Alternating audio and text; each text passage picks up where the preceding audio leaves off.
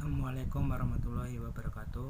Perkenalkan, nama saya Ilham Aji Samudra dengan NIM 1920 2015 001 CA, jurusan PPKN.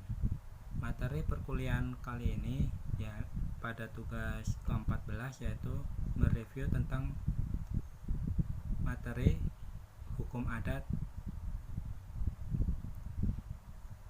Pada hukum adat kita kembali untuk mengingat kembali tentang apa sih adat dan hukum adat. Nah, lalu materi yang ingin diulas pada kesempatan challenge ini ialah tentang struktur masyarakat adat, struktur masyarakat hukum adat. Jadi kita kembali untuk mengenal tentang pengertian adat dan hukum adat.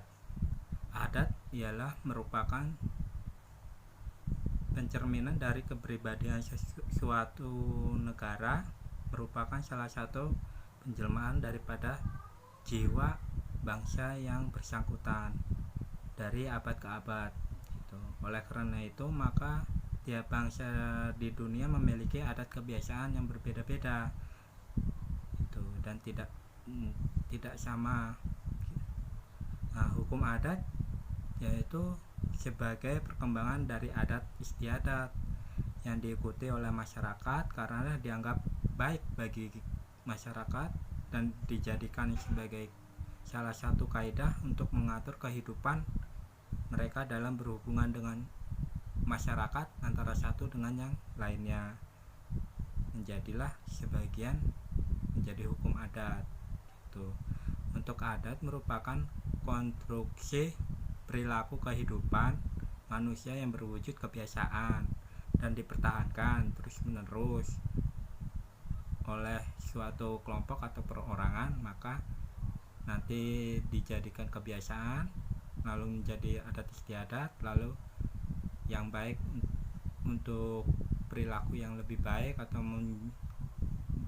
yang menguntungkan masyarakat akan dijadikan salah satu dasar hukum adat. Seperti itu.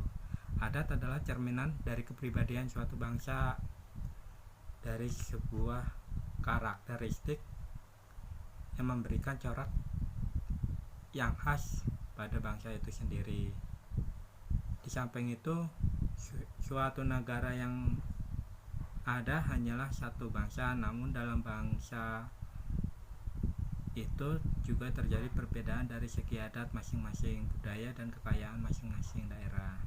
Oleh karena itu, ketidaksamaan inilah dapat mengatakan bahwa adat itu merupakan unsur penting untuk identitas kepada bangsa yang bersangkutan atau daerah yang bersangkutan. Seperti itu. Untuk pengertian hukum adat yaitu suatu peraturan yang meskipun tidak diundangkan oleh penguasa, toh dihormati atau ditaati oleh rakyatnya, keyakinan peraturan tersebut sebagai hukum. Tidak semua adat merupakan hukum. Adat itu ada perbedaan antara adat istiadat biasa dengan hukum adat. Hanya adat yang bersanksi mempunyai sifat hukum yang merupakan hukum adat. Berdasarkan Van Vollenhoven, sanksinya itu berupa reaksi dari masyarakat hukum yang bersangkutan ini dalam pelaksanaan sesudah barang yang dilakukan oleh penguasa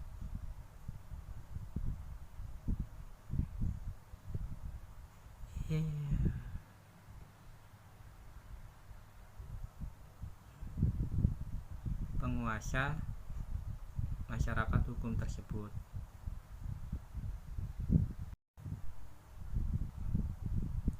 Tehar berpendapat bahwa untuk melihat apa suatu adat istiadat itu sudah merupakan hukum adat, maka kita wajib melihat sikap penguasa masyarakat hukum yang bersangkutan terhadap si pelanggar peraturan yang bersangkutan terhadap peraturan adat tersebut. Kalau penguasa terhadap si pelanggar menjatuhkan putusan hukuman, maka adat istiadat itu sudah merupakan hukum adat.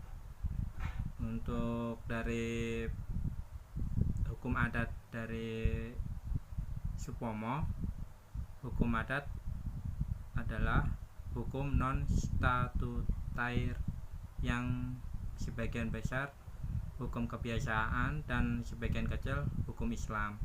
Hukum adat adalah hukum yang hidup dan menjelmakan perasaan hukum nyata dari masyarakat. Oleh karena itu ialah bersifat dinamis, tumbuh dan berkembang seperti hidup itu sendiri.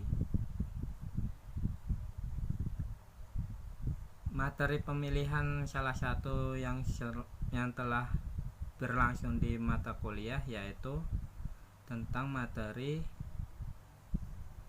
struktur masyarakat hukum adat. Struktur masyarakat menentukan sistem struktur hukum yang berlaku di masyarakat itu. Supomo menulis, penyelidikan hukum adat yang hingga sekarang telah berlangsung kira-kira 50 tahun membenarkan pertanyaan Van Vollenhoven dalam orasinya tanggal 2 Oktober 1901 bahwa untuk mengetahui hukum maka perlu diselidiki untuk waktu dan di daerah manapun juga sifat dan susunan badan-badan persekutuan hukum di mana orang-orang yang dikuasai oleh hukum itu sendiri. Nah, untuk strukturnya, struktur masyarakat hukum adat itu menjadi 4. Satu, itu struktur masyarakat matrilineal, yaitu masyarakat berstruktur secara matrilineal, orang yang menarik garis hukum dalam menghubungkan diri dengan orang lain melalui garis perempuan. Akibatnya, dari cara menarik garis hukum tersebut, bidang hukum, kekerabatan dan waris serta kewajiban hanyalah terkait di antara orang-orang yang berhubungan dengan darah melalui garis perempuan. Anak-anak yang lahir dalam suatu perkawinan dimasukkan ke dalam suku orang tua perempuan. Masyarakat terstruktur secara matrilineal memilih bentuk perkawinannya, yaitu perkawinan semendo. Ciri perkawinan semendo adalah endogami dan matrilokal. Endogami berarti bahwa menurut hukum adat, perkawinan yang ideal dalam sistem kawin semendo adalah apabila jodoh diambil dari kalangan sukunya sendiri. Matrilokal mengandung arti bahwa menurut hukum adat kawin semendo, tempat tinggal dalam perkawinan adalah tempat tinggal sang istri. Contohnya itu masyarakat kawin semendo, masyarakat Minangkabau. Yang kedua, struktur masyarakat patrilineal. Struktur masyarakat patrilineal, orang menarik garis hukum dalam menghubungkan diri dengan orang lain melalui garis laki-laki. Masyarakat struktur patrilineal tersebut memilih bentuk perkawinan tersebut melalui dengan kawin jujur. Ciri-ciri kawin jujur yaitu eksogami dan patrilokal. Eksogami berarti menurut hukum adat perkawinan jujur. Perkawinan yang ideal adalah apabila jodoh diambil dari luar marga sendiri. Patrilokal berarti menurut hukum adat perkawinan jujur. Tempat tinggalnya bersama dalam perkawinan adalah tempat tinggal sang suami. Contohnya masyarakat Gayo, Alas dan Batak. Untuk ketiga, struktur masyarakat patrilineal beralih-alih. Masyarakat tersebut menarik garis hukum dalam menghubungkan diri dengan orang lain beralih-alih antara garis perempuan dan garis laki-laki tergantung bentuk perkawinan yang dipilih oleh orang tua tersebut. Bentuk perkawinan yang dilakukan orang tuanya yaitu berdasarkan contoh di masyarakat ini ialah masyarakat Rejang, Lebong, Lampung, Pepadon. Yang keempat, struktur bilateral parental. Pada masyarakat yang terstruktur secara bilateral, orang menarik garis hukum dalam menghubungkan diri dengan orang lain baik melalui garis laki-laki maupun perempuan. Hak dan kewajiban antara seorang dengan yang lain dalam bidang hukum kekerabatan waris terjalin baik melalui garis laki-laki maupun perempuan. Pada masyarakat terstruktur secara bilateral tidak ada bentuk perkawinan yang khusus. Begitu juga dengan tempat tinggal bersama antara perkawinan tidak ada ketentuan yang tegas. Contohnya itu masyarakat Aceh, masyarakat Jawa, Sunda, Makassar, dan Bugis.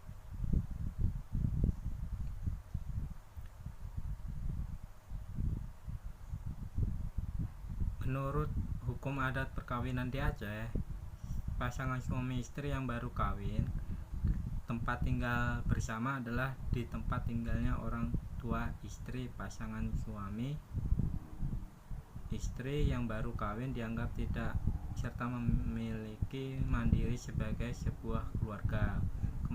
Kemandirian dari pasangan suami istri yang kawin diperlukan tindakan hukum orang tua istri. Tindakan hukum tersebut dinamakan pengkleh atau pemengkleh, yang berarti pemisahan keluarga atau memencar. Ketika pengkleh dilaksanakan kepada anak yang perempuan oleh orang tuanya, diberikan harta sebagai bekal dalam pembinaan keluarga baru tersebut. Bekal tersebut dinamakan penulang. Harta penulang tersebut biasanya berupa rumah dan tanah halamannya. Menurut hukum harta penulang, maka istri akan tetap bermanfaat untuk semua anggota keluarga dalam perkawinan tersebut. Sekian, terima kasih tentang mereview kembali materi yang telah disampaikan dalam perkuliahan dan untuk memenuhi tugas ke-14 ini untuk dosen pembimbing atau dosen pengampu. Terima kasih banyak untuk perkuliahan mata kuliah hukum adat tersebut. Assalamualaikum warahmatullahi wabarakatuh.